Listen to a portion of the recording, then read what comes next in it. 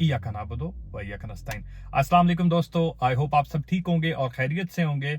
मेरी आज की ये वीडियो बेसिकली उन लोगों के लिए है जो कि अपने मुल्क में हैं, किसी भी पाकिस्तान है, इंडिया है, बांग्लादेश, श्रीलंका, व्हाटएवर आपकी कंट्रीज है, या आप अमेरिका में रह रहे हैं, कनाडा में रह रहे हैं, आप जहां पर भी रह रहे हैं और आप ये चाहते हैं कि हम जर्मनी में मूव हों और आपके माइंड में अगर कुछ क्वेश्चंस है तो शायद ये जो वीडियो आपकी है आपके सारे क्वेश्चंस जो है वो सॉल्व कर सकती है। तो बेसिकली क्या है कि जब इसमें मैं आज एक्सप्लेन ऐसे करूंगा कि यहाँ जर्मनी की लाइफस्टाइल कैसा है, ठीक है, यहाँ क्या प्लस है क्या माइनस है आपकी नॉर्मल लाइफ के हवाले से, और उसके बाद मैं ये भी एंड पे एक्सप्लेन करूंगा कि आप जब यहाँ पर अगर आएंगे तो आपके लिए किस तरीके से ये इंपॉर्टेंट होगा कि आप किस तरीके से यहाँ जर्मनी के अंदर आ सकते हैं, किसी भी कंट्री से हैं, कौन कौन से वेज हैं जिसके तरीके से आप यहाँ पर ना आ सकते हैं। सो स्टार्ट करते हैं लाइफ के बारे में। तो लाइफ यहाँ पर आई वुड से काफी अच्छी है, ठीक है, डिपेंड्स अपॉन कि आपकी लाइफ के मकसद क्या है। अगर आप जॉब प्रोस्पेक्टिव से देख रहे हैं तो जॉब के लिहाज से आप लोगों की लाइफ भी बहुत अच्छी होती है। यहाँ जॉब्स की जो पे पैकेजेस हैं वो इस तरह के होते हैं कि आपकी जो नॉर्मल लाइफ होती है वो बहुत आपके लिए अच्छे होते हैं, ठीक है। हेल्थ का जो सिस्टम है, हेल्थ आपकी यहाँ से कवर्ड होती है आप जहां पर भी जॉब कर रहे हैं, ठीक है। तो इसका मतलब ये है कि जो एक सबसे बड़ा इंपॉर्टेंट फैक्टर होता है, आप अगर लेट्स से अमेरिका में भी रह रहे हैं तो यहाँ आपको इंश्योरेंस लेनी पड़ती है और अगर आपकी जॉब चली जाती है तो आपको हेल्थ के बहुत सारे प्रॉब्लम्स आते हैं। तो जर्मनी हेल्थ के हवाले से बेहतर है, ठीक है। अब हेल्थ का निज़ाम है कैसा? ऑफ कोर्स हेल्थ के निज़ाम में कुछ लोगों को कंप्लेंट्स भी हैं, जैसे आप डॉक्टर्स के पास जाएंगे और जैसे अगर आपको पहले से आइडिया है कि वहां पर आपके बहुत अच्छा, आप कभी भी जाते हो डॉक्टर के पास, आपको कहते हो आप स्पेशलिस्ट आपको देखने के लिए आप चले जाते हो, ठीक है। यहाँ पर ऐसा नहीं है। आप यहाँ डॉक्टर के पास जाओगे, वो आपको देखेगा, शायद आपको लग रहा होगा आपको मेडिसिन चाहिए, लेकिन डॉक्टर को लगेगा कि नहीं चाहिए तो आपको नहीं देगा। तो सम टाइम आपको ये भी लगता है कि किस तरह का हेल्थ का सिस्टम है, बट ओवरऑल ये बहुत अच्छा है और आपके लिए हेल्पफुल रहता है। जब आपको कहीं इमरजेंसी या किसी भी किस्म की कोई जरूरत पड़ती है तो ऑफकोर्स दे टेक केयर, और वो आपके लिए एक बहुत अच्छी सहूलत प्रोवाइड हो जाती है और आप उसमें आपके लिए बिल्कुल फ्री होता है, ठीक है। नेक्स्ट यहाँ पर यह है कि लाइफ में एक्सेल करने के कितने चांसेस है। अगर तो आप ब्रिलियंट, आप किसी भी शोबे के अंदर ब्रिलियंट, आपके लिए ये बहुत बेहतर है, ठीक है।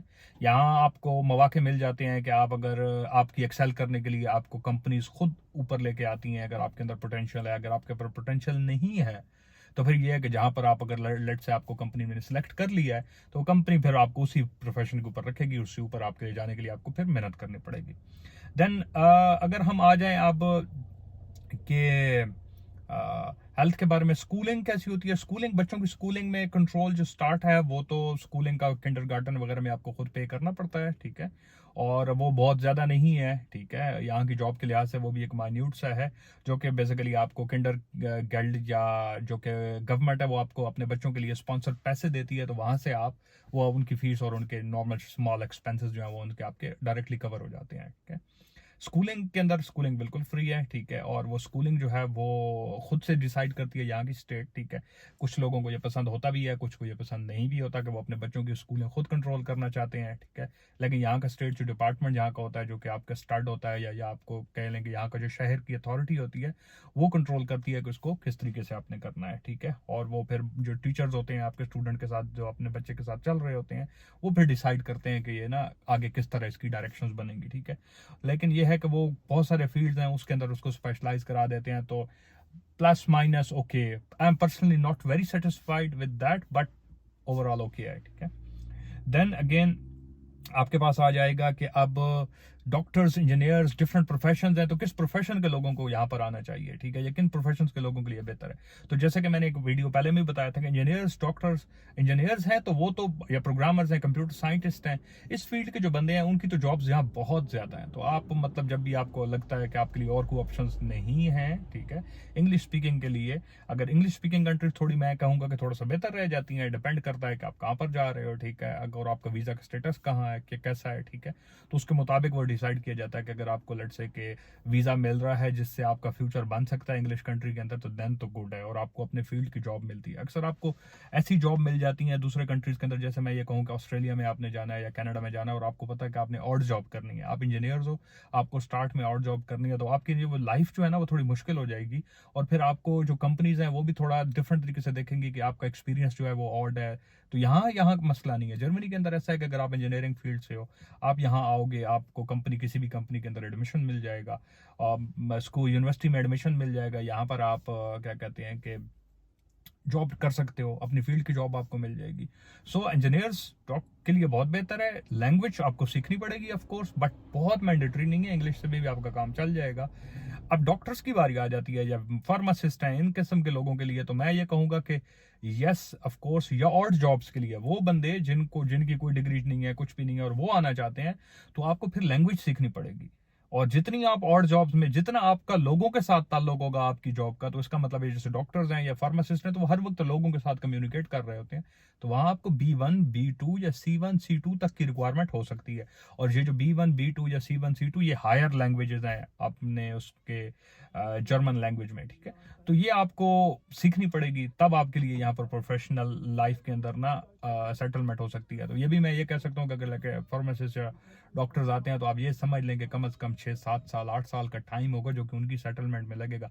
इसका मतलब बिल्कुल ये नहीं है कि वो इससे पहले कुछ भी नहीं कर रहे होंगे, उनके लिए फिर भी ऑप्शन है, बट वो इतने ब्रिलियंट नहीं होंगे। वंस वो ये सारा कंप्लीट कर लेंगे तो वो फिर इंजीनियर्स को भी क्रॉस कर जाएंगे, ठीक है, बट वो एक एफर्ट बहुत ज्यादा है। देन हम आ जाएंगे कि अब आएंगे कैसे। आने के लिए ये है कि आने के लिए मैं ये कह सकता हूँ कि कौन कौन से ऑप्शंस हैं। मैंने बहुत सारे दोस्तों को इसमें हेल्प आउट किया है और वो यहाँ पर आ भी गए हैं, ठीक है। ऑफ कोर्स एक तरीका ये है कि जो कि डंकी के नाम से मशहूर है, ठीक है। डंकी वो नहीं कि आपने मूवी भी देखी होगी शायद, शाहरुख खान की रिसेंटली डंकी मूवी आई है, तो मैं कभी भी प्रेफर नहीं करूंगा डंकी को, ठीक है। डंकी एक इलीगल वे है और ये कभी भी प्रेफर नहीं करना चाहिए आपकी लाइफ में। आप ये समझे कि जब आप बिल्कुल हार मान गए हैं तो तब डंकी की तरफ सोचना ये होता है कि आपने ना अपने आप को गिव अप कर दिया है, ठीक है। बहरहाल मैं कभी रिकमेंड नहीं करूंगा, क्योंकि आपके पास ऑलरेडी लीगल वेज बहुत हैं, आपको थोड़ी मेहनत करनी पड़ेगी। आपको आइडिया नहीं है कि वो जो रॉन्ग वेज है, इलीगल वेज से जो आते हैं वो बहुत मुश्किल से आते हैं। तो लीगल वेज क्या है?